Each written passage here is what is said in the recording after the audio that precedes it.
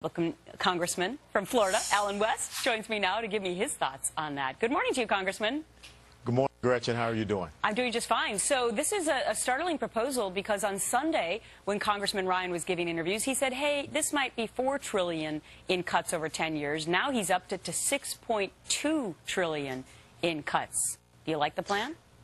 Yeah, I do. I have not seen the exact details of the plan, but the concepts and the theory behind it sounds very good. It's very important that we start to bend the debt and the deficit curves down in the right direction, because the way that we're going right now with the trillion-dollar-plus deficits and the $14.3 trillion debt, that's not going to secure our fiscal future. He says, look, we have to have an adult conversation finally about the situation that we find ourselves in. And he made it clear the Democrats may come after us really heavy-handed with this. Do you agree that he just has to say it like it is and the American people will respond, or will it be a liability?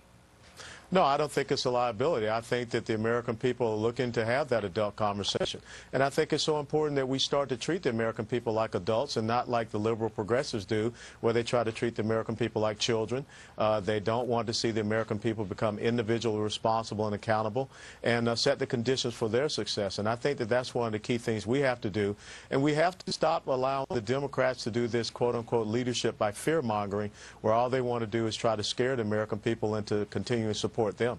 Well, funny you should bring that up, because the current budget for 2011 has yet to be solved.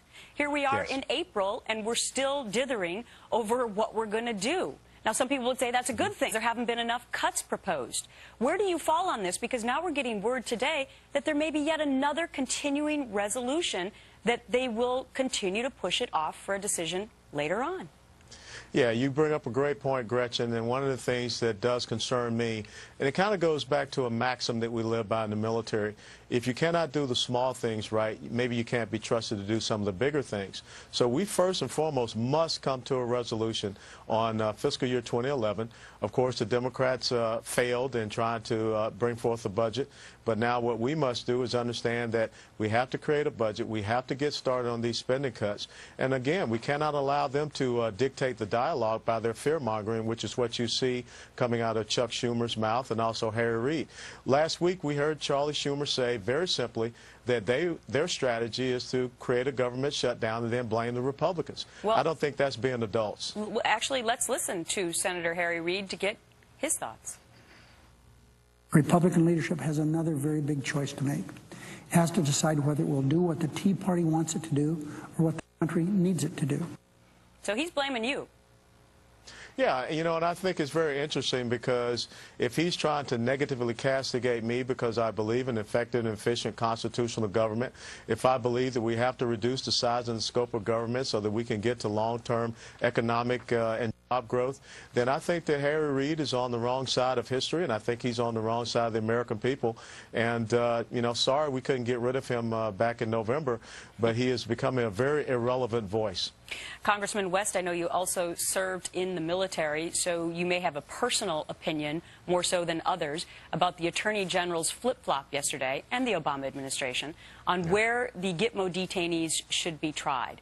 Were you surprised that it's 180 degrees in the other direction now, that now we're back to Gitmo? Well, I find it very interesting that that decision was made by Eric Holder, and of course we just heard the president make his re-election bid, so this is one of those political maneuvering games where reality has set in. Look, these folks down in Guantanamo Bay are illegal enemy combatants. They do not deserve constitutional rights. They should not be here in the continental United States of America going through our federal court system. When you look at the fact that we have these Somali pirates, 15 of them, sitting in Norfolk, Virginia, waiting for their day in court, or the underwear bomber, or any of these other gentlemen that are part of this war on terrorism is what we call it. We have to be very serious about these radical Islamic groups, getting them off the battlefield, having them quickly tried, and if we come to the resolution that we saw in the Nuremberg trials, then so be it. All right, Congressman Alan West, Republican from Florida.